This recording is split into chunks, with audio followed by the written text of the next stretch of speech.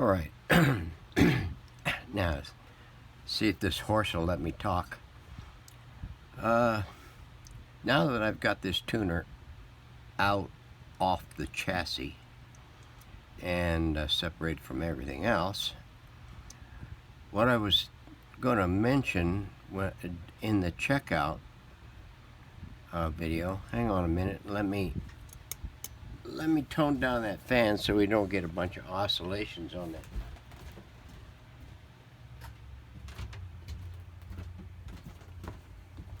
So the fan doesn't cause a bunch of oscillations in this.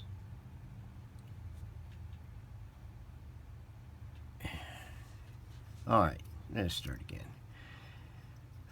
As I was going to mention during the checkout video, on this, I don't know how well you can see it. This gear here,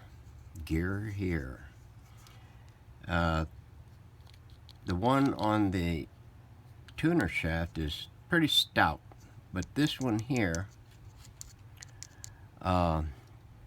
it controls this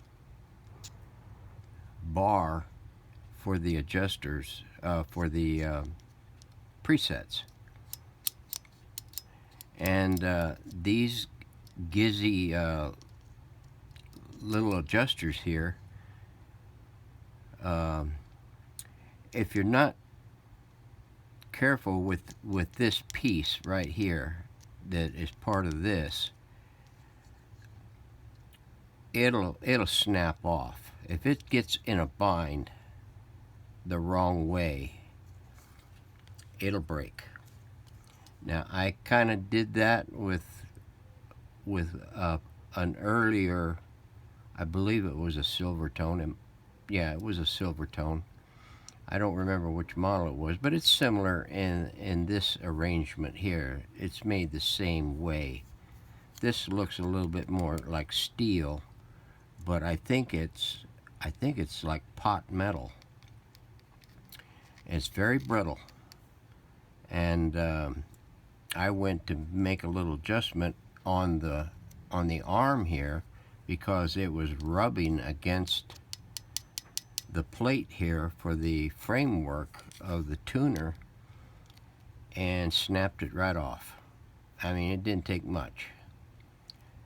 But fortunately for me, and a lot of work and patience, I managed to piece the thing back together with some JB weld. And it worked great. I got the alignment a lot better on it whenever I decided to go ahead and set it in place. I made the adjustment to have this gear here more in line with the plate, parallel with the plate. And fortunately for me, it worked out.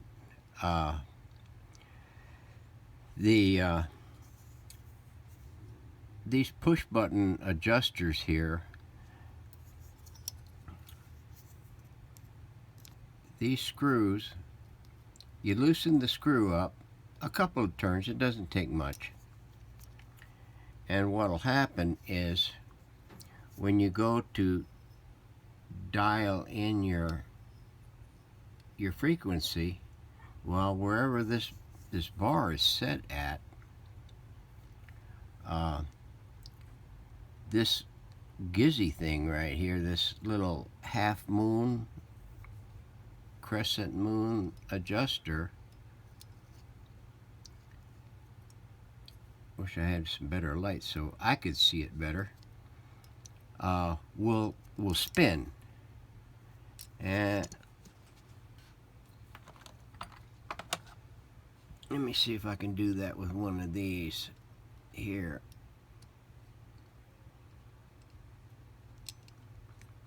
There we go. These are locked down pretty snugly. It doesn't take much to tighten them up and get them to stop spinning.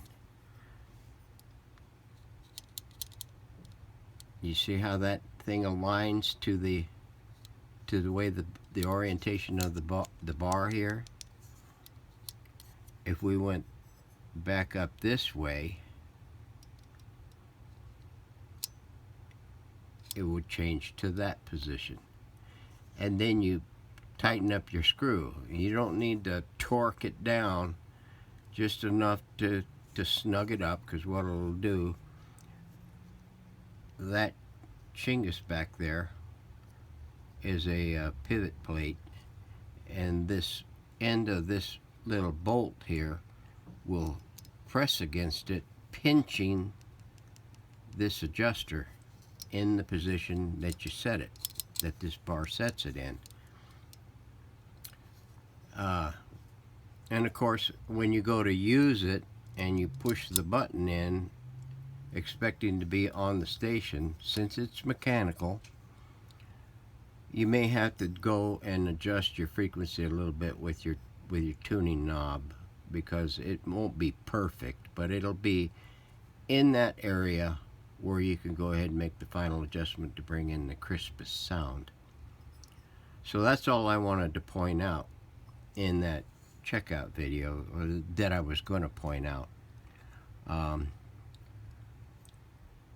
All of these will come apart.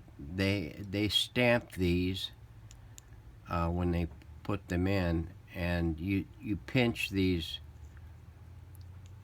little prongs here, and this plate will come off. But I mean, it's work. So if you can get it cleaned up well enough with it together, that's what I would suggest. This one here is pretty simple, not according to the, I think it was the 1591, or it was one of the others. I can't remember what model number it was, but it was a lot simpler than this looks like. So that's all I wanted to cover. Sorry it took so long.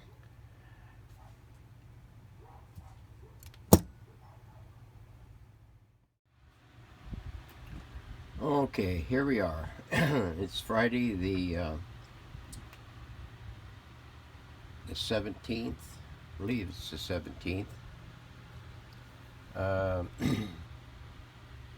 Might be the 18th. No, it's the 17th. Got the chassis all stripped down in the previous few days, and got it masked off, and managed to get it refinished and cleared.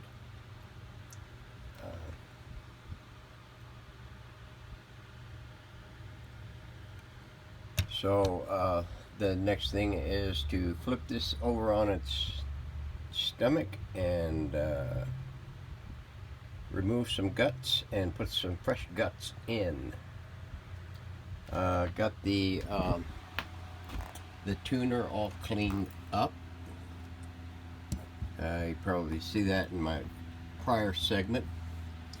The power transformer top cap is refinished, and the dial structure and tuner mount has been cleaned up, and this has been cleared. We got some new grommet material in on the mounts, and so what we're going to do today is we're going to begin replacing all the capacitors that haven't been already replaced. These here were replaced for testing, as well as these electrolytics. That there was replaced because these were going to be mounted at this position, and I wanted to get that one there changed. So I went ahead and did that before putting these in, so I could get it tested up. We did get a heartbeat on it, and so we verified all the vitals for all the coils and the IF coils, and they all check out. Now I put a ohm meter on the power transformer and got this area cleaned up as well as the top. If you notice there, it was kind of oozing out the top too. It was caked up pretty thick in there, and what I'm going to do is whenever this is all ready to glow for a checkout again, once we get everything replaced, I'm going to double check all the voltages, and I'm going to check the total amp draw on this transformer and see whether or not I'm going to risk letting it go. I think it's going to be usable, but if I have any kind of condition that has an issue, I've already got one located for it.